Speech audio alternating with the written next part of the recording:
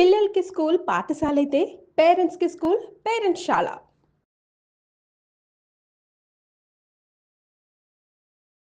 నమస్తే రమగారు. నమస్తే జయ. రమగారు, ఇటు 7 తరాలకి అటు 7 తరాలు కూర్చొని తిన్నా సరే తరగనంత ఆస్తులు సంపాదించాలి. చాలామందికి ఈ ఆలోచన ఉంటుంది. అవునా కదండి? కదా. కొంతమంది నానా కష్టాలు పడి కాస్త ఎంజాయ్ చేస్తూ కొంత సేవ్ చేస్తారు. మన తర్వాత తరాలు కూడా తినాలని. కొంతమంది ఈ ఎంజాయ్మెంట్ కూడా ఉండదండి. ఏముండదు. మనం ఒక్కరు ఈ జనరేషన్ మనం కష్టపడితే తర్వాత వచ్చి ఒక 7-8 తరాలు హ్యాపీగా చక్కగా అనుభవిస్తారనే ఆలోచనలో కొంతమంది ఉంటారు. నాకు అనిపిస్తుంది, ఇప్పుడు మనం ఎంజాయ్ చేయకుండా వాళ్ళ కోసం దాచి పుట్టుకుని మనకి ఏదన్నా అయితే ఒకవేళ నువ్వు ఎంజాయ్ చేస్తావు అయినా దాస్తావు, అప్పుడు ఎంజాయ్ చేసి దాస్తే కొంచెం పర్వాలేదేమో అని నాకు అనిపిస్తుంది. అంటే ఇప్పుడు ఇంత కష్టపడుతున్నందుకు మనకు ఒకటే జీవితం కదా, తర్వాత ఏమవుతుందో మనకు తెలియదు కదా. ఈ జీవితంలో మనం కూడా కొంత ఎంజాయ్ చేయాలి కదా, ఆనందించాలి కదా. మరీ కట్టేసుకొని అన్నీ స్ట్రిక్ట్గా ఉండి ఎక్కడికి వెళ్ళకుండా ఏమీ తినకుండా ఏమీ పెట్టుకోకుండా అది తప్పు. తప్పు కాదు. నువ్వు ఇప్పుడు హాయిగా ఉంటావు, ఎక్కడి నుంచి దొరికితే అక్కడ ఎవరిని అణిస్తే వాడిని అట్లా చేయకూడదు. మరి అదేగా జరుగుతుంది. అణిచి కాదు, అణచకుండా ప్రాపర్గా. జయ, అణచకుండా నీకు ఎక్కువ డబ్బు ఎలా వస్తుందో చెప్పమ్మా. తరాలకి సంబంధించి అయితే ఎవరిని అణచకుండా, ఎవరికి ద్రోహం చేయకుండా, ఎక్కడా ఎక్స్ప్లాయిట్ చేయకుండా డబ్బులు రావమ్మా. కష్టం ఏదో వస్తుంది ఒక మాదిరిగా. మన పని మనం చేసుకున్నాం, ఉద్యోగం చేసుకుంటాము, వస్తుంది. అది మనకు సరిపోయి మన పిల్లలు కూడా సరిపోతుంది. 30 తరాల దాకా సరిపోవాలంటే 300 మందిని ముంచితే గానీ 30 తరాలు గడవెక్క. కానీ అలానే ఉన్నారు కదా. అలాగే ఉన్నారు. కోట్లు కూడబెట్టే వాళ్ళలో నీకు వ్యాపార సామ్రాజ్య విస్తరణ జరుగుతుంది చూసావా. వీళ్ళ మీద, ఒక ఫ్యామిలీ మీద కొన్ని వేల మంది జీవితాలు ఆధారపడి ఉంటాయి. వాడు కూడబెట్టచ్చు, మనం వాడిని తప్పట్టకూడదు. వాడు ఒక్కడే ఎంజాయ్ వాడు పిచ్చగా ఎంజాయ్ చేసేస్తూనే ఉంటాడు. చేసేస్తూ ఎన్నో వేల కుటుంబాలకి బాసటగా ఉంటారు. ఉన్నాయి అట్లా వ్యాపార సామ్రాజ్యాలు లేవు. వాడిని మరి అంత తప్పటక్కర్లా. ఇంకొంతమంది ఉంటారు, ఎవరికి ఏమీ పెట్టేది ఏమి ఉండదు.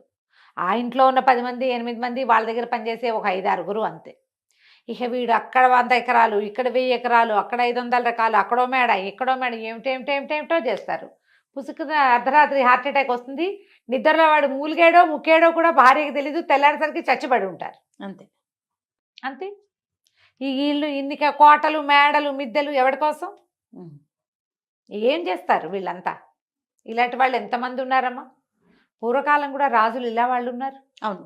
ఒక మంచి కథ చెప్తాను చూడు దీని మీద. చెప్పండి. ఇలాంటి టాపిక్స్ మీద ఎన్ని కథలు ఉన్నాయో జయ. ఇది ఇప్పుడు సంపాదించద్దని కాదు, మేడలు మిద్దెలు ఏర్పరచుకోవద్దని కాదు, దానికోసం ఇతరులని పిండద్దని. నువ్వు ఎంత సంపాదించినా నీ లైఫ్ స్పాన్ భగవంతుడు సాధారణంగా 100 ఏళ్ళు మంది.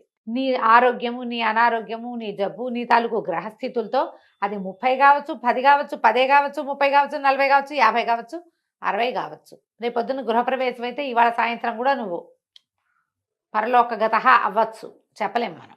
తాపత్రయం ఎందుకు? హాయిగా ఉండు, నీతో పాటు ప్రజలను కూడా ఉండి హాయిగా. ఎవరిదో లాగేసుకోవాలని ఎందుకు అనుకుంటారు? నువ్వు ఎంత లాక్కున్నా నీకు 1000 ఏళ్ల జీవితం రాదే. అంతేగా. నీకున్న రాయబడిందే. భగవంతుడు ఇచ్చింది 100, అందులో నువ్వు తగలబెట్టుకున్నది ఎంతో. అది ఏ రోజో తెలీదు.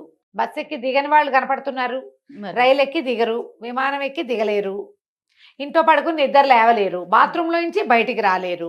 ఇది ప్రస్తుత కాలం. ఇప్పుడు జిమ్కి వెళ్ళి కూడా తిరిగిలా రాలేని వాళ్ళని ఎంతమందిని చూసామో మనం కదా.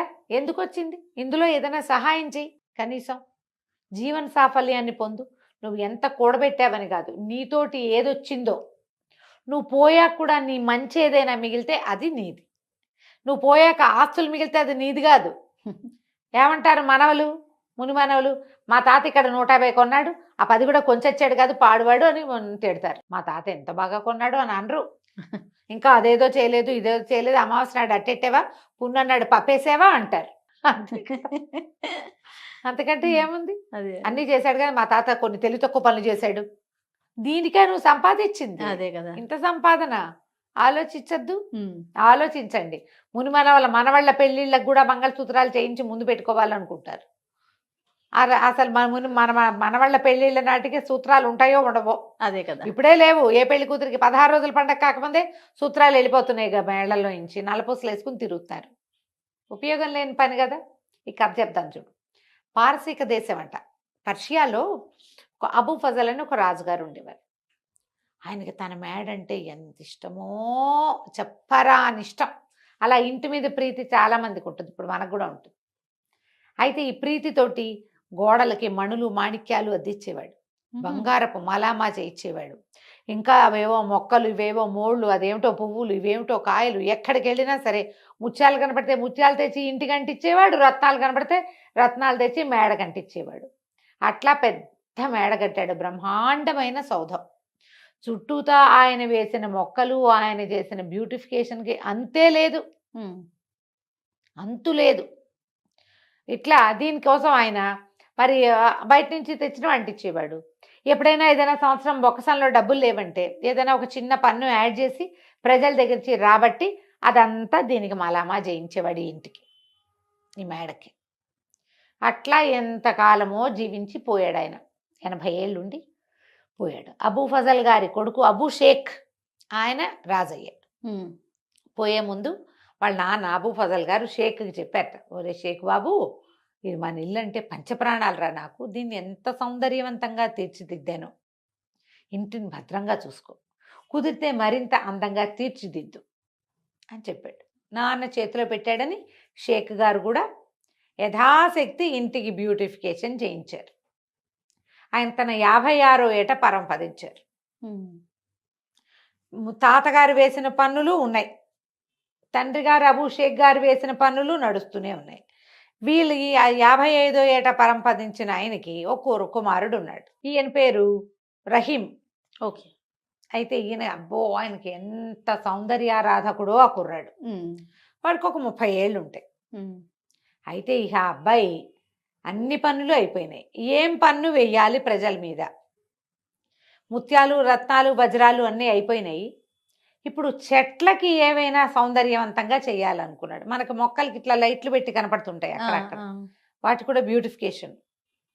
పెంపుడు కుక్కలకి మెడల్లోకి బంగారు బెల్టులు, వాటికి మెడలోంచి వేళ్లాడేందుకు బంగారపు వీటికి ఏమంటారు గంటలు. పిల్లులకి సౌందర్యం. అంత అద్భుతమైన ఇంట్లో తిరిగే కుక్క పిల్లి కూడా అందంగా ఉండాలి చూడు మరి. అంతే కదా. బాతులు ఉంటే వాటికి బ్యూటిఫికేషన్. బాతులకు కూడా కాళ్ళ గజ్జలు ఉండాలి, మెడలో అదేమిటో ఉండాలి, ఇంకేమిటో కావాలి. ఇన్ని చేశారు. చివరికి ఏమైంది, అన్ని ట్యాక్సులు టైట్. మంత్రి గారు అన్నారు, ఇంకా ట్యాక్సులు వేయలేమండి, ప్రజలు తిడుతున్నారండి, వద్దు ఇంకా ఆగిపోదామంటే కుదరదు ఆయనకి. కాదు, ఏదో కొత్త రకం పెయింట్స్ వచ్చినాయి, అవి వెయ్యాలంటే మన దగ్గర డబ్బులు లేవు, మన దగ్గర వస్తున్నవన్నీ ఈ మెయింటెనెన్స్కి సరిపోతుంది. ఎప్పటికప్పుడు కొత్త కొత్త కూలీలను తేవటం, పై దేశాల నుంచి కొత్త ఇళ్ల పని వాళ్ళని తేవటం. వాడొచ్చి చైనా దేశంలో ఏం బొమ్మలు వేసేవాళ్ళు డ్రాగన్ బొమ్మలు ఇక్కడ వేస్తానంటాడు. దానికి పెయింట్ ఖరీదు, దానికి అంటించే బంగారపు రేకు ఖరీదు, దానికి రాళ్ళు ఖరీదు, ఉన్న రత్నాలు చాలవు, ఇంకేమిటో అనర్ఘరత్నాలు కావాలి, డబ్బు కావాలి. దాన్నిటికీ డబ్బులు కావద్దు. అందుకని ఏం బాగా ఆలోచించి ఆయన 4 పన్ను విధించాడు. 4 పన్ను. ఎవరెంత మాట్లాడితే వాళ్ళకంత పన్ను. 4 వాడడం. తిండికి వాడుకోవచ్చు, మేము కాదనం, దానికి అసలు మాకు అభ్యంతరం లేదు. కానీ మీరు పబ్లిక్ లో మాట్లాడారంటే మీరు ఎంతసేపు మాట్లాడారో దానికి తగినట్టుగా. రమగారు మన ఇద్దరు ఉండుంటే ఆ కాలంలో తెగ నమ్మి ఇచ్చినా కూడా మన పన్ను తీరదు. అక్కడి నుంచి ఏం చేస్తారు ఊళ్ళో వాళ్ళు? నోళ్ళు మూసుకుని ఉండటం మొదలుపెట్టారు. అవసరానికి కొట్టుకెళ్ళి బాబు అది ఇవ్వు ఇది ఇవ్వు, దీని రేట్ అంతా అడగాల, వాడికో పావలా. కాసేపు ఏదో మా అమ్మాయికి ఒంట్లో బాగుండలేదని డాక్టర్ దగ్గర 10 నిమిషాలు చెప్పాడు, వాడికి 100 రూపాయలు. ఇక ఎన్ని చోట్ల పన్నులు, దానికోసం కొత్త అధికారులు, మరి వాళ్ళందరి జీతం భత్యం ఇవ్వద్దు, వాటన్నిటికీ వీళ్ళ దగ్గర నుంచే రావాలి. నోరెత్తడానికి భయపడి చచ్చే పరిస్థితి వచ్చింది. అన్ని సైగులే. అన్ని చోట్ల కుదరదు చూడు. ఎట్లయితే పాపం పిల్లలకి అర్థం కాదు. బళ్ళు మాస్టర్లు పాఠం చెప్పాలంటే నోరు తెరిచి చెప్పాల్సిందేనా? అక్కడికి చాలా పొదుపుగా పిల్లల్ని కేకలేకుండా ఉండేవాళ్ళు, అయినా కుదరలా. సరే ఏమైందట, ఇట్లా రోజులు గడుస్తున్నాయి. ప్రజలంతా కుక్కిన పేర్లల్లే ఉన్నారు, ఏం చేయాలో తెలియదు. ఆ ఊళ్ళోకి ఒక ఫకీర్ గారు వచ్చాడు. ఆయన రోడ్డు మీద తిరుగుతూ భగవంతుడి కోసం నాకు దానం చేయండి అని పిలుస్తున్నాడు. మా భవతి భిక్షాందేహి అంత పార్సీ భాషలో ఏదో అనాలి, అదేమిటో అంటున్నాడు ఆయన. ఒక 4-5 భగవంతునికి సంబంధించిన వాక్యాలు చెప్పి దానం చేయండి ఓహో అంటాడు. ఎవరు రారు. ఏమిటి ఊరు గొడ్డుపోయిందా? ఇదివరకు ఎప్పుడో 10 ఏళ్ల నాడు వచ్చినప్పుడు బ్రహ్మాండంగా భిక్ష పెట్టారే ప్రతి వాళ్ళు. ఎన్నో ఇళ్లలో, ఈ ఇళ్లలో తిన్నాను నేను. ఫకీర్లకు అన్నం బిడ్డ మారేశారేమిట్రా మీ మొహాలు మండ అని అరిచి కేకలు పెట్టాడు. ఓ ఇంట్లో ఒక ఆయన బయటకు వచ్చి ఇంట్లో నుంచి, బాబు అంతగా అరవకు, నువ్వు పన్ను కట్టాల్సి వస్తుందన్నాడు. అనేసరికి ఎందుకు పన్ను అంటే, మేమంతా 4 పన్ను కడుతున్నాం స్వామి, మేము ఎవరమేం మాట్లాడినా సరే ఇక తప్పదు, నీ అరుపులు భరించలేక వచ్చా. నేను మా ఇంట్లో నువ్వు 10 ఏళ్ళ నాడు వచ్చినప్పుడు మా ఇంట్లో నేను అప్పటికి కుర్రాన్ని, మా ఇంట్లోనే అన్నం తిన్నావు. అప్పుడు నాకేదో బోధ కూడా చేసావు. నేనేదో దేవతా వాక్యాలు నువ్వు చెప్పినవే చదువుకుంటున్నా ఇప్పటికి కూడా. ఆ ప్రేమతోటి వచ్చా. నువ్వు మాట్లాడేవా నీకు డబ్బులు పడతాయి, నీతో మాట్లాడేవా మాకు పడతాయి. ఇది మా పరిస్థితి. ఏం చేస్తున్నాడు రా మీ రాజు ఈ డబ్బంతా అన్నారు. ఆయన నువ్వు ఉండే హర్మ్యానికి పెడుతున్నాడు ఆయన. అక్కడి నుంచి ఏమైంది ఈయన అనుకున్నాడు, ఇది బాగుందని, సరే నాకు ఇప్పుడేం అన్నవద్దు, ఏమైనా జామకాయ ఏదైనా ఇవ్వమంటే ఆయన వాడు 2 ఫలాలు ఇచ్చాడు ఆ ఇంటి ఆయన. ఈ ఫకీర్ గారు 2 నోటు వేసుకుని సరాసరి రాజభవనానికి వెళ్ళాడు. రాజభవనం దాకా వెళ్ళేసరికల్లా మరి ఫకీర్లు స్వతంత్రులు కదా, గేట్లోంచి లోపలికి వెళ్ళబోయాడు. వాళ్ళు ఏదో అడ్డం పడ్డారు. ఇంకాస్త కళ్ళూరు బయట, ఏంటి ఫకీర్లకు ప్రవేశం లేదా ఇందులో అనగానే తప్పుకున్నారు. ఈయన లోపలికి వెళ్ళాడు. అదే తన ఇల్లే అన్నంత స్వతంత్రంగా లోపలంతా నడిచి తిరిగాడు. ఎక్కడో వంటశాల వాసనలు వస్తున్నాయి, అక్కడికి వెళ్ళాడు. వెళ్ళి అక్కడ పేట వేసుకుని కూర్చుని పెట్టు అంటే శుభ్రంగా అన్నం పెట్టారు. అయినమంతా అంత జోరుగా వచ్చి అడిగితే రాజుగారికి ప్రీతిపాత్రుడై ఉంటాడు అనుకున్నారు వాళ్ళు. లోపల నుంచి మొదట గేటు దగ్గర ఆపారు, కానీ తర్వాత వాళ్ళు ఎవ్వరూ ఆయన ఆపల. జోరుగా వచ్చేసాడు లోపలికి. మనం తక్కుతూ తారుతూ వెళ్తే అవతల వాళ్ళు అనుమాన పడతారు. మా ఇల్లే అన్నట్టుగా వెళ్ళిపోతే ఎవరేమంటారు. చక్కగా వంటశాలలో పక్కన పేటేసి కూర్చుని శుభ్రంగా ఆ రోజు రాజుగారి కోసం వండిన వంట అది భోజనం చేసాడు. విస్తట్లో వడ్డిచ్చేసుకుని, వాళ్ళ భాషలో ఏదో అంటారు, తెలుగులో కాబట్టి నేను విస్తరని చెప్తున్నా. అక్కడి నుంచి అలా నడుచుకుంటూ వెళ్ళి రాజుగారి ప్రత్యేకమైన గది ఒకటి ఉంది, మహారాజు గారి గది. అదే మన ఏమంటారు చక్రవర్తి గది.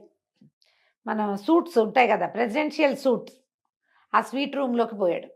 పెద్ద మంచం, దాని మీద పట్టుపరుపు వేసింది. అది వెండి జరీతోటి నేసిన ఒక పెద్ద దుప్పటి పరిచింది. షాండ్లైర్స్ ఉన్నాయి, వింజామర్లు విసురుతున్నారు ఎవరో. పోయి మంచం మీద పడుకున్నాడు. ఈ లోపల ఏమైంది, రాజుగారు భోజనానికి వచ్చాడు. భోజనానికి వచ్చి ఆల్రెడీ అక్కడ ఎవరో తిన్నట్టు కనపడేసరికి ఎవరు వచ్చారు ఏంటని అడిగాడు. ఎవరో ఒక ఆయన ఫకీర్ వచ్చాడంటే, ఆయన వడ్డించమన్నాడు, వడ్డించేసామంటే ఎవర్రా అంటే, ఎవరు తీసుకొచ్చారంటే ఆయనే వచ్చాడు.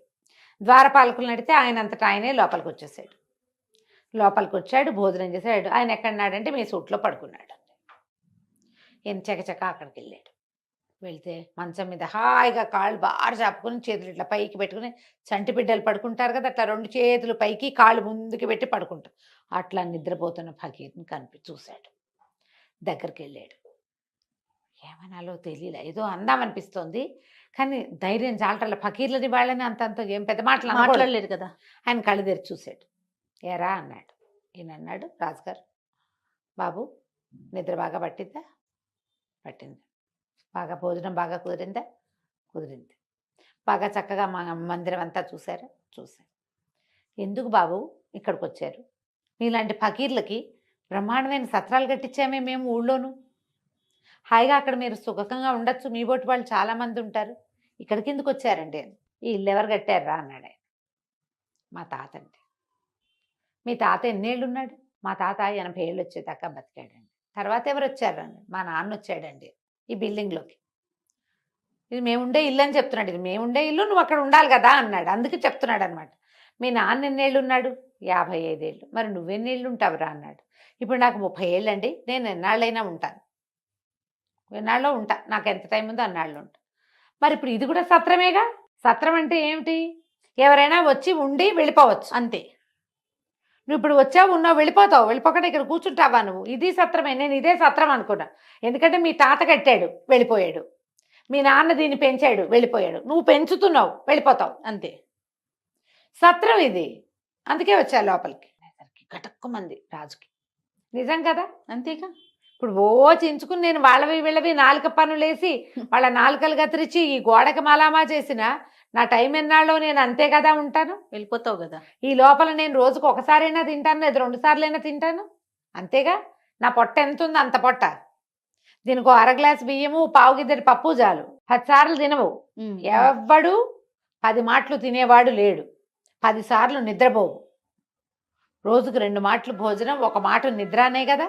అంతే. రోజుకు ప్రతివాడికి ఉండేది 24 గంటలేగా.